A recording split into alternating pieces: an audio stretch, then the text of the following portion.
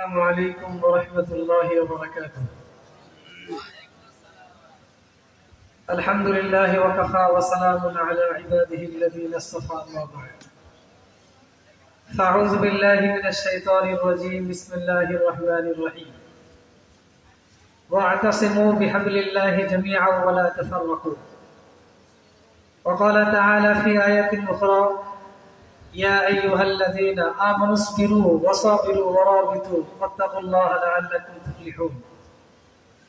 وقال رسول الله صلى الله عليه وسلم: الناس على دين خليله فلينظر عمن يخالف.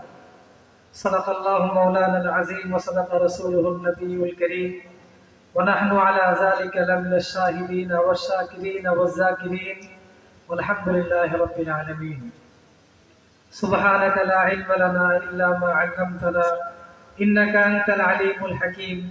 سبحانك لا فهم لنا إلا ما فهمتنا إنك أنت الجواد الكريم. আলহামদুলিল্লাহ, আল্লাহ তাআলা শুকরিয়া যে আল্লাহ তাআলা আমাদেরকে বৈচিত্র্যময় একটি মজলিসে উপস্থিত হওয়ার তৌফিক দান করেছেন। যে মজলিসে উপস্থিত হয়েছেন আমাদের শ্রদ্ধেয় আস্তাভাজন আসাতিজা কিরাম, যেখানে উপস্থিত হয়েছেন আমাদের স্নেহস্পদ তালেবে ইলম এবং রানী তালেবে ইলম, যেখানে উপস্থিত হয়েছেন বিভিন্ন মুরিদ্দিনে কিরাম, যেখানে উপস্থিত হয়েছেন আমাদের পিছনে যারা রাহবার ছিলেন, বিশেষ করে সাতবাড়িয়া মাদ্রাসার প্রথম মুহতামি হযরত মাওলানা মুফতি মাহবুবুর রহমান সাহেব দামাত বরকাতুহু, তিনি উপস্থিত হয়েছেন। এমন মিলন মেলা হয়তোবা খুবই কমই হয়। এখানে যদি দেখতে দেখা যাচ্ছে সংখ্যা খুব কম, বাকি শান ও মানের দিক থেকে অনেক ঊর্ধ্বে, এরকম মজলিস খুব কম হয়। এই জন্য আল্লাহ শুকরিয়া আদায় করি, আলহামদুলিল্লাহ। আমি আপনাদের সামনে যে আয়াত তেলাওয়াত করেছি এবং যে হাদিস পাঠ করেছি, সংক্ষিপ্ত আকারে আয়াত এবং হাদিসকে সামনে রেখে দুই চারটি কথা বলবো ইনশাআল্লাহ। এরপর আমাদেরকে চায় বিস্কুটের বিরতি দেওয়া হবে। আমরা যারা আসছি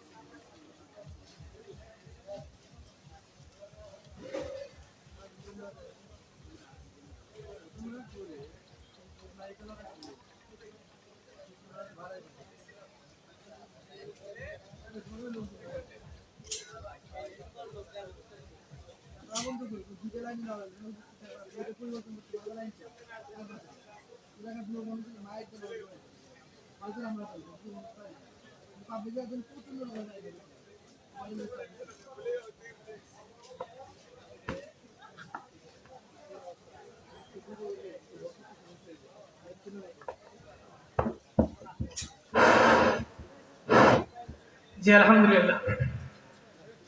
দুনিয়াতে আমরা যে সম্পর্কগুলো দেখি, এই সম্পর্কের মধ্যে একটা সম্পর্ক আছে হলো রক্তের সম্পর্ক, নসবের সম্পর্ক, বংশের সম্পর্ক।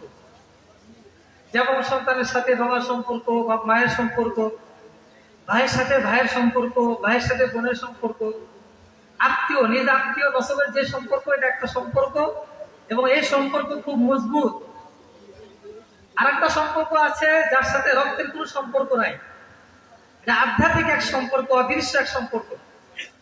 তবে দেখতে গেলে বাস্তবতা এমনই যে রক্তের সম্পর্কে যেমন হয় বাবার সাথে সন্তানের, ভাইয়ের সাথে ভাইয়ের, আত্মীয়র সাথে আর এক আত্মীয়, এই সম্পর্ক যেমন গভীর হয়, মজবুত হয়, দৃঢ় হয়, আধ্যাত্মিক যে সম্পর্ক, অদৃশ্য যে সম্পর্ক, এই সম্পর্ক অনেক ক্ষেত্রে ওই রক্তের সম্পর্কের থেকেও আরো অনেক গভীর, অনেক মজবুত। ওইটা হলো একজন পীর, একজন মুরিদ, একজন ওস্তাদ, একজন শাগির, একজন আলেম, একজন সাধারণ পাবলিক, একজন ইমাম, একজন মুক্তাদি। এরকম দ্বীনি যে সম্পর্ক আছে, এই দ্বীনি সম্পর্ক হলো রক্তের সম্পর্ক থেকে অনেক মজবুত। যার ফলে আমরা দেখতে পাই সাহাবায়ে কেরাম রিজওয়ানুল্লাহি আলাইহিম আজমাইন, তাদের সাথে রাসূলের বংশের পরিচয়, বর্গের সম্পর্ক ছিল এমন সাহাবার সংখ্যা খুব কম। রক্তের সম্পর্ক ছিল এমন সাহাবা খুব কম। আবার আত্মীয় সম্পর্ক ছিল এমন সাহাবার সংখ্যা অনেক কম। কিন্তু 1,24,000 সাহাবা এমন ছিলেন যে কোন সাহাবা এমন ছিল না যে রসুলের নামে তারা জীবন দিতে প্রস্তুত ছিল না।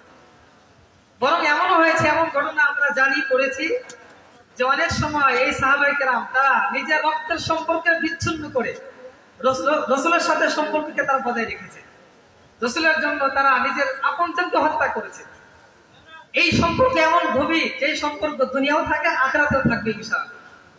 তা আমরা যে এখানে উপস্থিত হয়েছি, যেই সম্পর্কের কারণে, এটা কোনো রক্তের সম্পর্ক না, নসবের সম্পর্ক না, এটা হলো আধ্যাত্মিক এলেমের সম্পর্ক, এটা হলো ওস্তাদ ছাত্রদের সম্পর্ক। এই সম্পর্ক কেমন গভীর, কেমন মজবুত, আমরা আমাদের এই নিকট অতীতকালের একজন বুজুর্গ হুসেন আহমদ মাদানী রহমতুল্লাহ আলাইহি ঘটনা করলে আমরা জানতে পারি, অনেকে শুনেছি। ওনার ওস্তাদ শাইখুল হিন্দ মাহমুদ হাসান দেওবন্দি রহমতুল্লাহ আলাইহি যখন ওই ব্রিটিশ সরকার তাকে তখন জেলখানে বন্দি করলো মালটাতে, নদী পার করে তাকে নিয়ে যাচ্ছে জাহাজে করে। ওই সময় হুসেন আহমদ মাদানী তিনি ছাত্র ছিলেন, ছোট্ট ছিলেন। যখন ওস্তাদকে নিয়ে যাওয়া হচ্ছে, তার সাথে কোনো বংশের সম্পর্ক ছিল না, রক্তের সম্পর্ক ছিল না, কিন্তু এত গভীর সম্পর্ক ছিল। হুসাইন আহমদ মাদানী সে বাচ্চা হওয়ার পরেও নিজের জীবনের চিন্তা করে নাই, বরং সে নিজে নদীতে ঝাঁপ দিয়েছে যে তাকেও ওই ওস্তাদের সাথে ওই মালটাতে নিয়ে যেতে হবে, জেলখানায় নিয়ে যেতে হবে। এবং এই সম্পর্কে যেমন বাস্তব, এবং ছাত্র ওস্তাদের মধ্যে এই সম্পর্ক আবশ্যক, লাগবে। কোন ছাত্র এমন সে ছাত্র হয়েছে, কোন ওস্তাদ তার ওস্তাদ হয়েছে, কিন্তু ওই ওস্তাদের সাথে ছাত্র সম্পর্ক হয় নাই, গভীর সম্পর্ক হয় নাই। ওস্তাদ কোথায় আছে, ছাত্র কোথায় আছে, কোনো খবর নাই। ওস্তাদের আদব কোথায়, তার অবস্থার কোথায়, কোনো টেনশন নাই, তার চিন্তা নাই। এবং ওস্তাদ কোথায় আছে, সে কোথায় আছে, কোনো সম্পর্ক নাই। ওস্তাদের ফিকির, ওস্তাদের নজরিয়া, ওস্তাদের চিন্তা চেতনা, ওস্তাদের ব্যথা, দুঃখ বেদনা, এগুলোর সাথে তার কোনো সম্পর্ক নাই।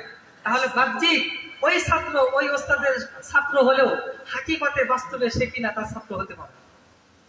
আমাদের বর্তমান বাংলাদেশে জগৎ বিখ্যাত মুহাদ্দিসুল আসর আল্লামা আব্দুল মালিক হাফিজাহুল্লাহ ওয়া রাআ, তিনি এই কথা বারবার আমাদেরকে বলেছেন, আমরা শুনেছি, এবং বারবার ওর লেখার মধ্যে কথা ফুটে উঠেছে যে ছাত্রটা এখন যে সম্পর্কে তারা যথেষ্ট মনে করে, এটা হলো প্রাতিষ্ঠানিক সম্পর্ক, মাদ্রাসার সম্পর্ক। অথচ এই মাদ্রাসার সাথে ছাত্র যে সম্পর্ক, এটা হলো ওসিলা, ওসাইল, এটা মাধ্যম। এই সম্পর্ক আসল না, মুখ্য না। আসল মুখ্য সম্পর্ক হলো যে ছাত্র সে ওস্তাদের সাথে যে সিনা বা সিনা ইলম অর্জন করবে, ওস্তাদের দিল থেকে সে দোয়া নিবে, তার ব্যথা, তার বেদনা, তার চিন্তা, তার চেতনা, তার ফিকির, এই ফিকির গুলো সে ওস্তাদ থেকে দেখে দেখে সে অর্জন করবে, এবং সে নিজেকে ওস্তাদের আদর্শবান করার জন্য ফিকির করবে, ওস্তাদের রঙে নিজেকে রঙাবে। এইটা হলো আসল মূল আদর্শ ছিল। কিন্তু দুঃখের বিষয় হলো বাস্তবতা এটাই যে মাদ্রাসার সম্পর্ককে আমরা আসল মনে করে ফেলেছি, আর ওস্তাদের যে সম্পর্কটা এটা আমরা ঐচ্ছিক মনে করে ফেলেছি। যার ফলে হুজুর এই দুঃখ প্রকাশ করেছে, যা হওয়ার দরকার ছিল, যা আমরা কামনা করেছিলাম, ওই কামনা কেন পুরো হচ্ছে না, ওই ঘোষণা কেন পুরো হচ্ছে না? আমাদের ছাত্ররা কি তারা মেধাবী না এই জন্য? আমাদের ছাত্ররা কি করে না এই জন্য? আমাদের ছাত্ররা তারা কি ডিগ্রি অর্জন করতে পারে না এই জন্য? আমাদের ছাত্ররা তারা কি ভালো মন্দ বোঝে না এই জন্য? কারণ এইটা তাদেরকে ঠিক মতো পড়ানো হচ্ছে না, কারণ কি এইটা? তিনি বলেছেন কারণ এগুলো একটাও না, বরং এগুলো অনেক থেকে অনেক ভালো আছে। একটাই সম্পর্ক, ওই সমস্যা হলো যে ওস্তাদের সাথে ছাত্র কোনো ভালো সম্পর্ক নেই, পরে যাচ্ছে ওস্তাদের ফিকি তার মধ্যে নেই। এই রাবেতায়ে আপনায়ে আনোয়ার এর বড় একটা উদ্দেশ্য হলো এইটা যে আমাদের মধ্যে যেন ওস্তাদের প্রতি সহানুভূতি, ওস্তাদের সাথে গভীর সম্পর্ক, আজীবন যেন আমি এই সম্পর্ক রক্ষা করে চলতে পারি। এই জন্য হলে আমাদের মধ্যে অনেকের প্রশ্ন আসে, এই প্রশ্ন কিন্তু বিশাল হাস্যকর একটা প্রশ্ন, বরং একটা ছাত্রের জন্য এটা খুবই আপত্তিকর একটা প্রশ্ন। এটা একটা ইনহেতা, একটা ধ্বংসের একটা আলামত যে ছাত্ররা প্রশ্ন করে রাবেতায়ে আপনায়ে আনোয়ার আমি যাব, ওখানে আমার কি লাভটা হবে, ওখানে আমার কি লাভটা হবে? এই যে প্রশ্নগুলো হচ্ছে, এই প্রশ্ন কিন্তু কোনো যুক্তির কারণে হচ্ছে না, এই প্রশ্ন কিন্তু বাস্তব কোনো তাকাজার কারণে হচ্ছে না। এই প্রশ্ন হওয়া মানেই হলো যে ছাত্রদের অধঃপতন কোন পর্যায়ে চলে গিয়েছে, যে ওস্তাদকে দেখতে আসবে, সাক্ষাৎ করতে আসবে, এখানেও প্রশ্ন আমি এখানে কেন যাব? এর রাবেতায়ে আপনায়ে আনোয়ার এর বড় একটা উদ্দেশ্য হলো যে আমাদেরকে যে ওস্তাদরা তারা আমাদেরকে গড়ে তুলেছেন, আমাদেরকে তালিম দিয়েছেন, আমরা যেন তাদের চিন্তা চেতনা ফিকির গুলো বাস্তবায়ন করতে পারি। একটা সম্মিলিত রূপ হলো রাবেতায়ে আপনায়ে আনোয়ার। 2 নম্বর উদ্দেশ্য হলো যে আমরা যেন কোনোদিন ছন্দ ছাড়া না হয়ে যাই, আমরা যেন পথভ্রষ্ট না হয়ে যাই, আমরা যেন লাইনচ্যুত না হয়ে যাই। কত কওমি, কত আমাদের দেওবন্দি, কত আমাদের ছাত্ররাই এখন বিভিন্ন নামে বিভিন্ন ক্ষেত্রের নামে, বিভিন্ন শিক্ষার নামে তারা লাইনচ্যুত হয়ে যাচ্ছে, সে নিজেও বোঝে না। তা আমরা যেন এই কোনো কারণে যেন লাইনচ্যুত না হয়, এটা বড় একটা উদ্দেশ্য। বছরে একবার আসবো, বারবার যোগাযোগ করবো, প্রত্যেকটা খোঁজ খবর রাখবে যে আমার কোন তালবে এলেম, আমার কোন সাগরেদ, আমার কোন ছাত্র, তার অবস্থা কি, তার আখলাকি অবস্থা কেমন, তার খেদমতি অবস্থা কেমন, তার চিন্তাগত, তার ফিক্রি অবস্থা কেমন, এসব কিছু তারা সংশোধন করবেন, পর্যবেক্ষণ করবে। আর আমরাও মাঝে মাঝে এসে অবসাদে এসে নিজেরকে উপস্থাপন করবো, হুজুর আমার মানসিক অবস্থা এমন, ফিক্রি অবস্থা এমন, আমার চিন্তা চেতনা এমন। এটা বড় একটা উদ্দেশ্য। 3 নম্বর হলো, আমরা অনেক আলোচনা করেছি যাবে তাই আপনার আমার, এর বড় একটা উদ্দেশ্য কি? এর বড় একটা উদ্দেশ্য এটাও যে আমাদের তালবে ইলম অনেক সময় তারা বিভিন্ন সমস্যার সম্মুখীন হবে, আর্থিক সমস্যার সম্মুখীন হন, বিভিন্ন সমস্যার সম্মুখীন হন। এই রাবেতায় আপনার আমার ইনশাআল্লাহ চলতে থাকবে। যখন এই রাবেতায় আপনার তার একটা সক্ষমতা আসবে, তার সাধ্য আসবে, তখন ইনশাআল্লাহ আমাদের এই রাবেতায় আপনার আপনার যদি কোনো ইভেন্ট, যদি কোনো সন্তান যদি কোনো বিপদের সম্মুখীন হন, চাই যে কোনো সম্মুখীন হোক না কেন, যদি সমস্যার সম্মুখীন হন, ইনশাআল্লাহ এই রাবেতায় আপনার আনোর পক্ষ থেকে ওই তালবে এলে, ওই সাগরে, ওই ইভেন্ট, ওই আপনার তার পাশে ইনশাআল্লাহ সাধ্য অনুযায়ী তার পাশে দাঁড়ানো। এটা বড় একটা লক্ষ্য। এই জন্য আমরা এটা কখনোই কথা মনে করি না যে রাবেতা আপনার মানে হলো যে একটা শুধুমাত্র দেখানো, শোনানো একটা সংগঠন করা লাগে এই জন্য করতেছে, মানুষকে দেখানো লাগে এই জন্য দেখানো হচ্ছে, বছর একটা উৎসব করা লাগে এই জন্য করা হচ্ছে। বিষয়টা কিন্তু এরকম না। বিশাল বড় সামনে লক্ষ্য উদ্দেশ্য সামনে আছে, আমাদের মুরব্বীরা এই বিষয়গুলো সামনে আলোচনা করবে।